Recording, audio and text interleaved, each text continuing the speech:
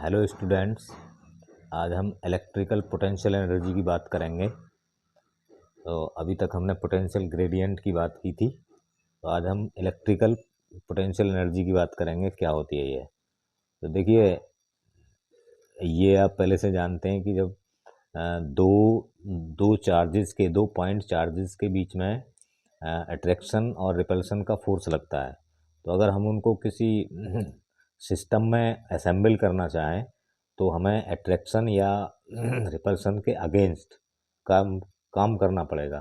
तो यही जो वर्क डन है, यही काम जो है वो इलेक्ट्रिक पोटेंशियल एनर्जी के रूप में स्टोर हो जाता है, और यही इलेक्ट्रिक पोटेंशियल एनर्जी जो है उसे उसे कहते हैं। ठीक है, तो क्या है इसकी डेफिनेशन। तो it is the work done required to assemble a system of point charges from infinity to their respective positions in presence of each other। क्या है ये? वो वर्क डन है जो जब चार्ज इन्फिनिटी पे रखे हुए हैं उनको रिस्पेक्टिव पोजीशन में लाया जाए और एक सिस्टम के रूप में इसे फॉर्म में, सिस्टम की फॉर्म में असेंबल किया जाए। तो वो कार्य in presence of each other, ऐसा नहीं अलग अलग, एक दूसरे के साथ कुछ डिस्टेंस पर। तो वो उसको हम कहते हैं कि आप इलेक्ट्रिक पोटेंशियल एनर्जी। तो यानी कि एक वर्क डन ही है, और उसको उसको हम वर्क डन को ही पोटेंशियल एनर्जी कहते हैं। तो it is the work done required to assemble में या कलेक्ट करना या लाना इस सिस्टम ऑफ पॉइंट चार्जेस। किसी भी सिस्टम में, यानी कि कोई भी सिस्टम ले सकते हैं, सिमेट्रिकल सिस्टम, ट्रायंगल की फॉर्म में या क्वाड्रिलेटरल की फॉर्म में, या किसी भी, या 2 पॉइंट चार्जेस की फॉर्म में। तो हम उनको रिस्पेक्टिव पोजीशन में in presence of each other. ठीक है, तो this definition of electric potential energy. तो ये क्या होगा? It is denoted by you, इसको यू से डिनोट करते हैं हम, यू से। And it is a scalar quantity है ये। इट इज़ एसआई यूनिट, इसका एसआई यूनिट जूल है, और इसकी डायमेंशन जो है वो है डायमेंशनल फार्मूला ml/T-2। तो इसका डायमेंशनल फार्मूला क्या है? T-2 है, क्योंकि इसको हम निकाल सकते हैं वर्क डन के फार्मूले से ही। एफ का फार्मूला और एक्स का फार्मूला, डिस्टेंस का फार्मूला, तो उसी से निकाल सकते हैं, इसको आसानी से निकल जाएगा। तो अब हम डिफरेंट केसेस में पोटेंशियल एनर्जी निकालेंगे। क्या? Electric potential energy of A system of 2 point charges. तो मान लीजिए पहले केस में है 2 पॉइंट चार्जेस हैं, वो इनिशियली कहाँ हैं?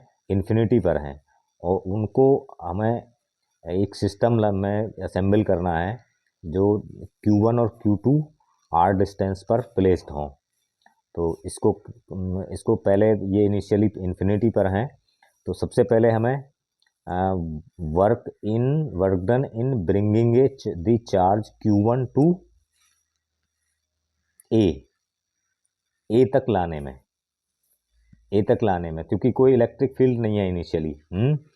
तो जब इलेक्ट्रिक फील्ड नहीं है तो वर्क डन इसको इन्फिनिटी से ए तक लाने में कितना वर्क डन होगा, क्योंकि क्यू ई होता है तो ई जीरो है, तो कोई वर्क डन नहीं होगा, तो जीरो होगा। अब जब यहाँ ये ए पर आ जाएगा तो ये बी पर, इसकी वजह से बी पर कुछ पोटेंशियल होगा। तो potential at b due to Q1, that is क्या होगा? V is equal to 1/4πε0 Q1/R होगा ये। तो अब तो now work done in bringing क्या? Q2 from infinity to B।